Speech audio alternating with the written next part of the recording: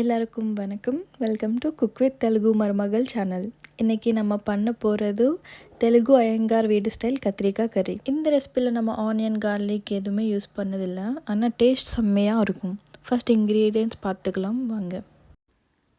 கத்திரிக்காய், 3 பச்சை மிளகாய், தேங்காய், முந்திரி, வேர்க்கடல், எள்ளு, 1 ஸ்பூன் தனியா, சீரகம், 6 கரும்பு, கொஞ்சமாக இஞ்சி எடுத்துக்கோங்க. ஐரன் கடை ஹீட் ஆனதுக்கப்புறம் வேர்க்கடல் போட்டு வேக வச்சுங்க. இதுலேயே கொஞ்சம் வெள்ளை போட்டு ரோஸ்ட் பண்ணுங்க.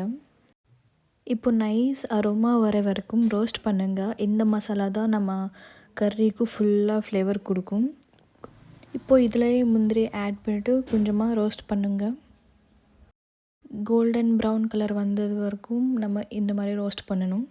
ரோஸ்ட் பண்ணிவிட்டு பக்கத்தில் வச்சுங்க. இப்போது நம்ம கத்திரிக்காய் எடுத்து இந்த மாதிரி கட் பண்ணிக்கோங்க.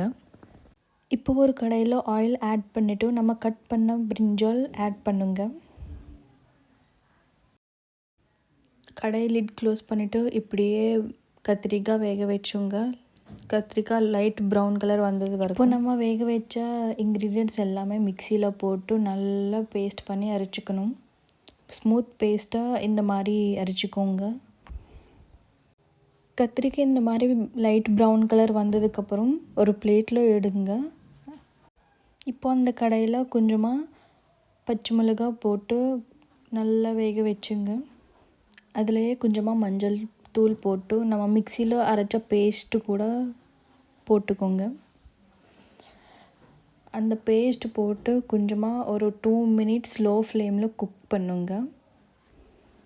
ஒரு 2 மினிட்ஸ் ஸ்லோ ஃப்ளேமில் குக் பண்ணதுக்கப்புறம் கொஞ்சமாக 1 ஸ்பூன் காரம் போடுங்க. அதில் தேவையான கொஞ்சம் உப்பு கல் போட்டுக்கோங்க. இதில் இப்போ நம்ம வேக வச்ச கத்திரிக்காய் கூட ஆட் பண்ணிக்கோங்க. இப்போ நம்ம மிக்சியில் அரைச்ச பேஸ்ட்டில் கொஞ்சமாக தண்ணி ஊற்றி அது இதில் போட்டுக்கோங்க. இந்த மாதிரி கடாயினா ஒரு தடவை கழிச்சிட்டு அப்படியே ஸ்லோ ஃப்ளேமில் குக் பண்ணிக்கோங்க. இப்போது லிட் க்ளோஸ் பண்ணி ஒரு 5 மினிட்ஸ் லோ ஃப்ளேமில் குக் பண்ணிக்கோங்க. இப்போ ஆயில் மேலே வர ஆரம்பித்தா அப்போ நம்ம கறி ரெடி ஆயிடுச்சு. ஹாட் ரைஸ் கூட நம்ம சர்வ் பண்ணி சாப்பிட்டா செம்மையாக இருக்கும். இந்த பிரிஞ்சால் கறி பகாரா ரைஸ் சப்பாத்திతో கூட நம்ம சர்வ் பண்ண. இந்த மாதிரி ஆந்திரா ஸ்டைல் அதென்டிக் ரெசிபீஸ் வேணும்னா நம்ம சேனல் குக் வித் தெலுங்கு